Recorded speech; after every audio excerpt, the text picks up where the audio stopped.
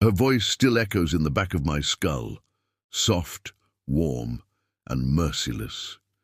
"Stage 1 is complete," she said, as the candlelight bled into black water. I didn't know then that love could be weaponized, that the kindest touch could be the first step in a ritual designed to erase who I was. I met her on an evening that felt like coincidence, but it wasn't. It was the kind of night where the air feels staged, calm, rehearsed, and waiting for someone to take their place in the script. The city was drowning in that faint golden haze that comes just after rain, and I remember the reflection of the streetlights on the pavement looking like veins of molten gold.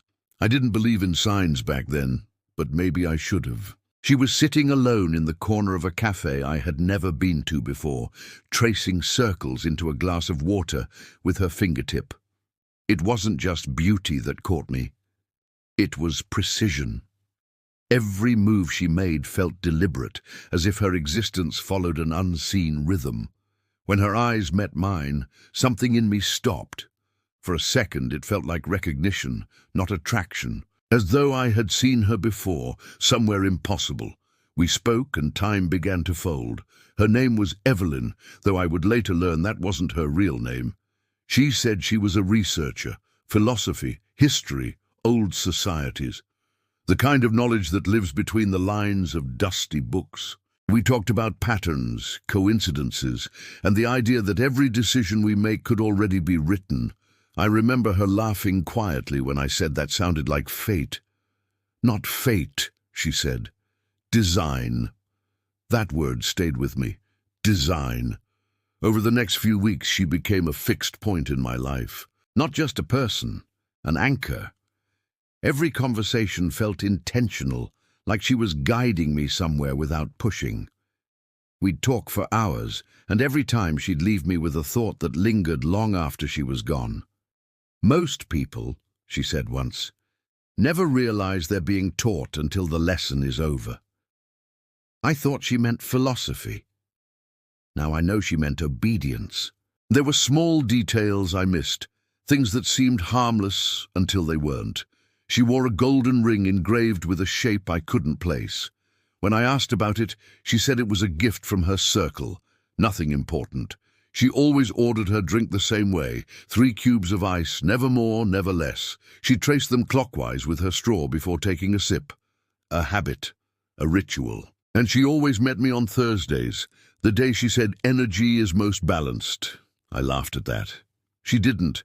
It was during our 4th meeting that she mentioned her friends. "You'd like them," she said. "They think the way you do." I didn't think much of it.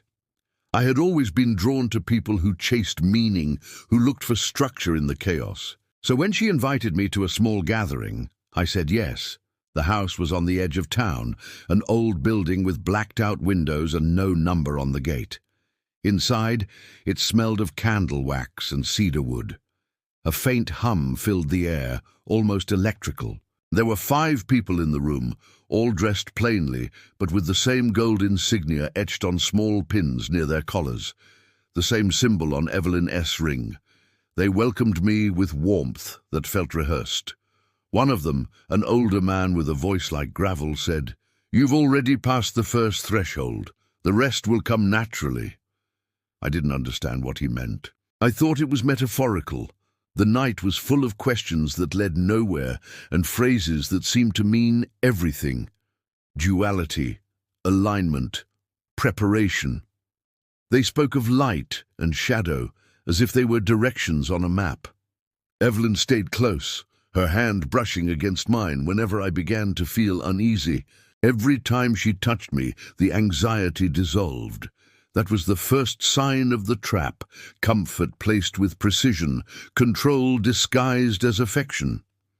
After that night, I started seeing her more often. She became my quiet obsession. She had this way of listening that made me feel understood, completely, dangerously understood.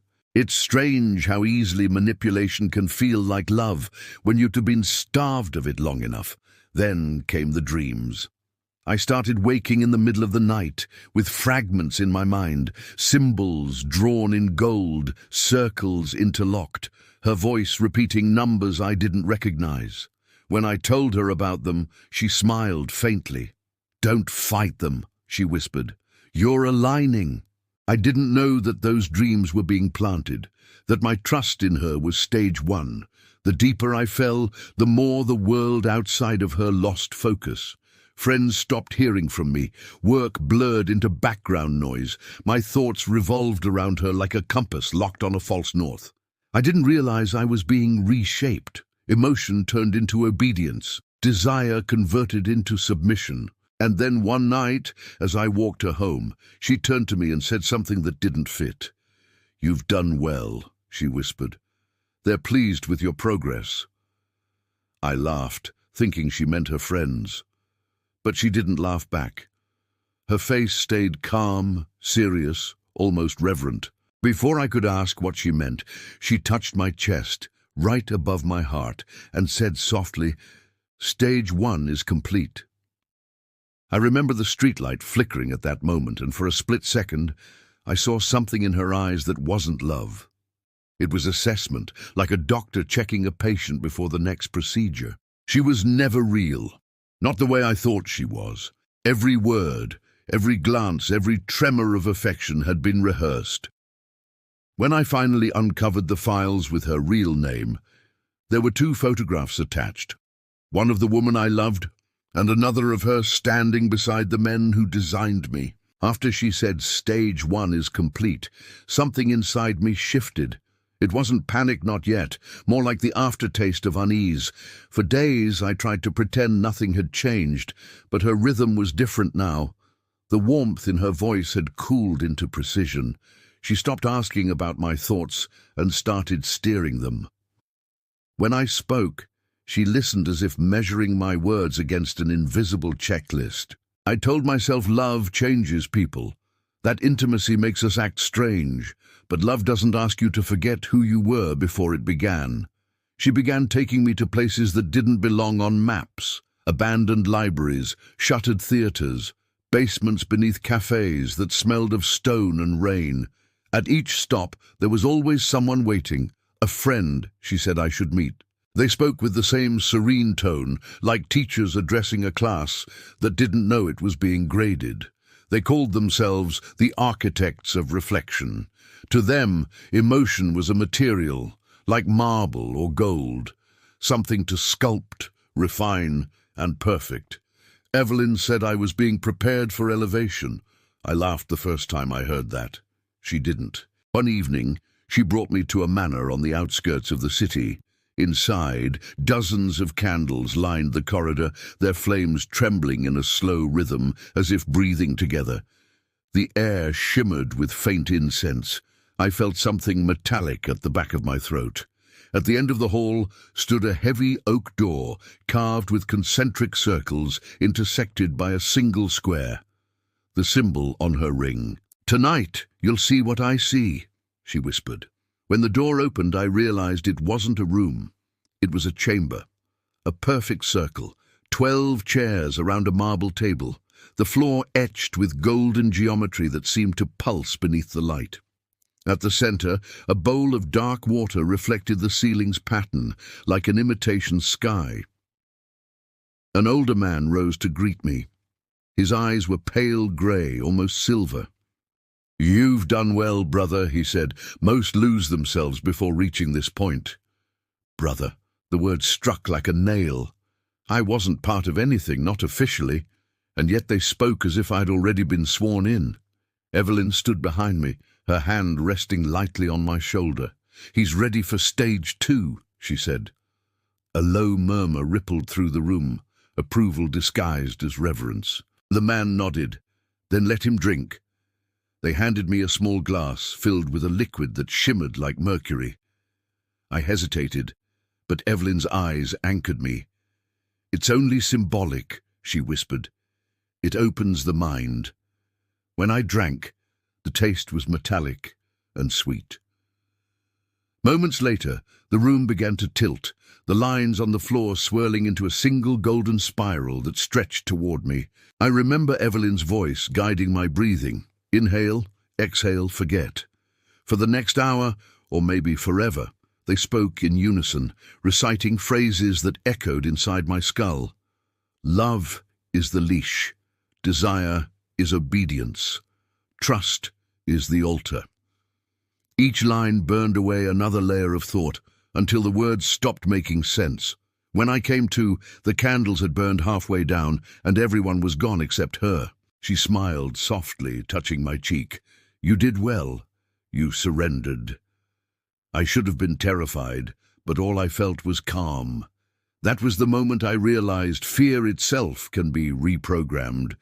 From that night onward, everything between us deepened, but not in the way I wanted. The connection was no longer two hearts colliding. It was a current running one way.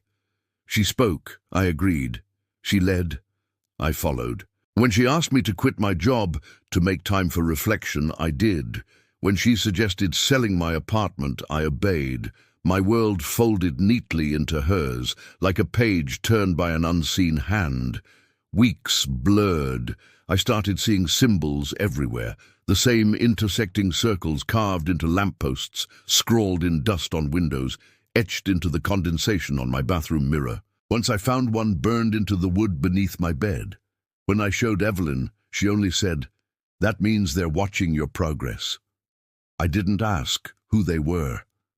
I already knew. Then came the night that broke the illusion.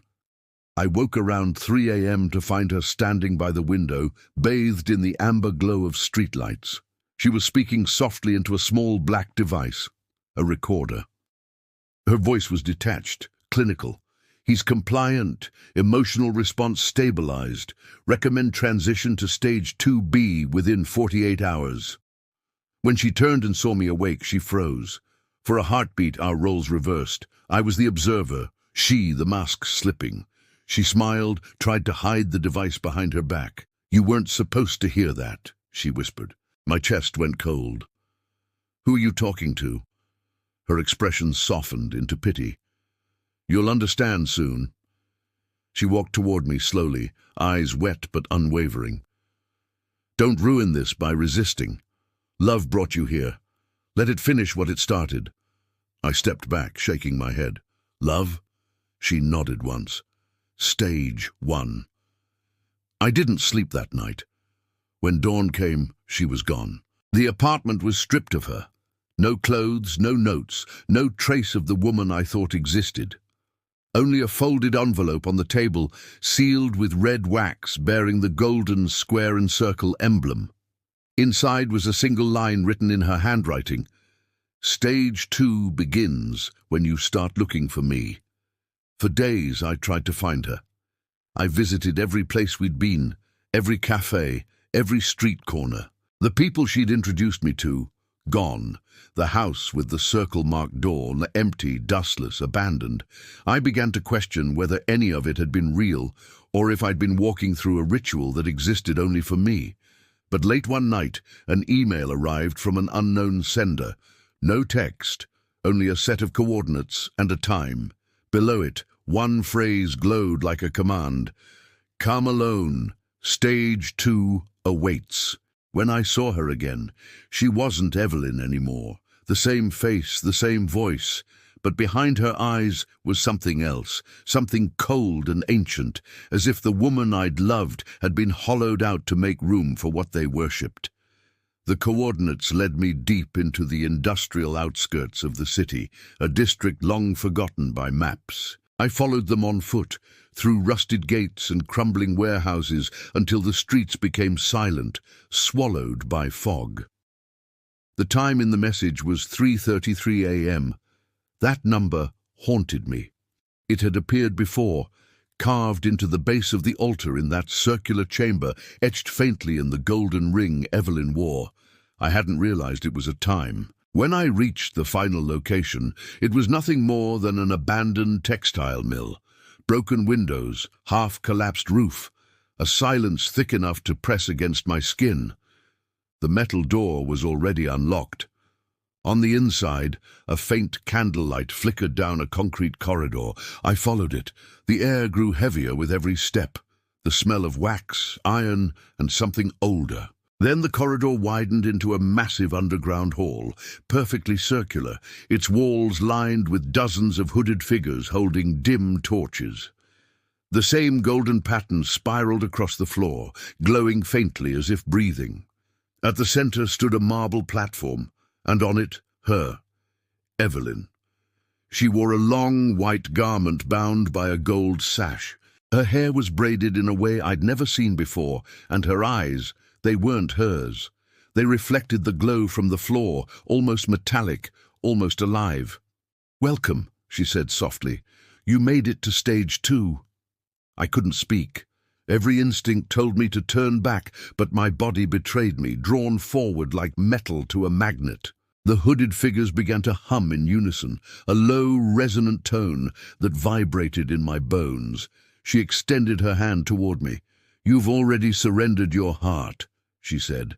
"Now give what's left of you." "What do you mean?" My voice cracked, thin and useless in the echoing chamber. Her smile was the same one she'd used on me in the cafe that first night. Soft, reassuring, calculated. "You were chosen because you love without limits. We needed someone who could be broken by affection. The trap only works when the victim walks into it willingly." She stepped closer. "The first stage was emotional collapse. We built the cage around your desire. The second is transcendence, your identity dissolving into ours." I shook my head. "You're not making sense." "Don't you remember what I told you?" she whispered. "Design, not fate. Every encounter, every word, every moment between us, all by design." The words hit harder than I expected. I could feel the edges of my thoughts fraying, my memories bleeding into one another. That metallic taste filled my mouth again, the same as the night I drank from their glass. The humming grew louder. The figures began to move, circling us slowly, chanting in a language that felt older than sound. The light beneath us flared, turning from gold to deep crimson. Evelyn lifted her hand, and the chanting stopped. Then she reached into the folds of her robe and pulled out something small. The same ring I'd seen her wear. Only now it pulsed faintly, with a dull inner glow. "This is what binds us," she said. "It holds the essence of everyone who completes the ritual. A collective will. Pure obedience." She took my hand and pressed the ring against my chest. The air thickened, my vision trembling at the edges. I could feel warmth spreading beneath my skin, crawling toward my heart. "Don't fight it," she murmured. "This is what you were built for." I tore my hand away. "You're lying. This isn't love." Her face flickered. For an instant something human broke through. Pain, regret. Then she looked away. Love was the vessel, the only way in. The words shattered something inside me. Every memory of her, every laugh, every look, every touch, twisted into something poisoned. My love wasn't love at all. It was data, measured responses, in an experiment of obedience. "Why me?" I asked. She stepped back, voice trembling. "Because you believed too deeply. We needed someone who'd mistake devotion for destiny." She turned toward the hooded man beside her, the same grey-eyed figure from before. "He's ready," she said, though her voice faltered. The man raised his torch, and the room dimmed except for the spiral beneath me, its glow sharpened, pulsing in rhythm with my heartbeat. I could feel the geometry pulling, trying to align something inside me. My thoughts blurred into static. I fell to my knees. Evelyn knelt beside me. "If you let go now, it won't hurt." That was the moment something in me rebelled. Maybe it was fear, or maybe the last fragment of who I used to be. I reached for her hand, not with love, but desperation, and whispered, "If you were real, you'd stop this." For the first time I saw hesitation in her eyes. The chant faltered for a single beat. That was all it took. I pushed her away hard, and the ring slipped from her grasp, rolling across the floor into the glowing spiral. The light changed instantly, gold bleeding into white, then bursting outward in a violent flash. The figures screamed, the geometry fractured like shattered glass. When the light died, the hall was empty. No Evelyn, no cult. Only the scorched pattern of the circle burned into the floor, and a faint echo of her voice.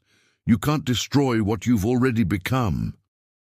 I stumbled out of that place before dawn, half blind, half mad, the city's silence swallowing me whole.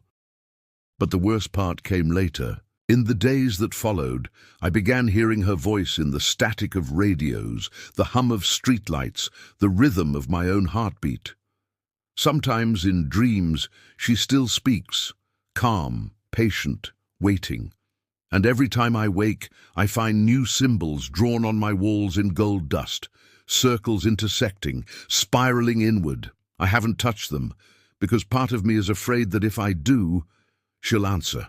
Even now, when I close my eyes, I see her standing in the center of that circle, motionless, ageless, waiting. She doesn't speak anymore, but I hear her heartbeat where mine should be. That's how I know Stage 2 never ended. It only changed its host. It's been 7 months since the night the circle collapsed. I tell myself I escaped, that I'm free, but freedom shouldn't feel like being watched from the inside. At first I tried to live normally. I moved to another city, got a different name, deleted every trace of the past. But there were moments, tiny, quiet fractures in my days, where the world slipped. Lights flickered in patterns that felt familiar. Street signs rearranged themselves in my peripheral vision, and sometimes, when I passed by mirrors, my reflection blinked half a second too late. It always started the same way, a faint hum beneath the noise of the world, low, constant, like electricity in the walls. I'd hear it most clearly when I was about to sleep, a tone that matched the rhythm of my pulse. I tried to drown it out with music, white noise, anything, but the sound wasn't outside me anymore. It was in the bloodstream. One night, the hum stopped. I should have felt relief. Instead, the silence terrified me, because silence meant attention. That was when the dreams began again. The first one was nothing but a spiral, a single golden line twisting inward forever. At the center, Evelyn stood barefoot in black water, her eyes glowing with a steady light. When she spoke, the words didn't echo. They imprinted directly into thought. "You broke the circle, but not the bond." I woke with blood running from my nose, and a symbol burned faintly into my forearm. The same intersecting circles.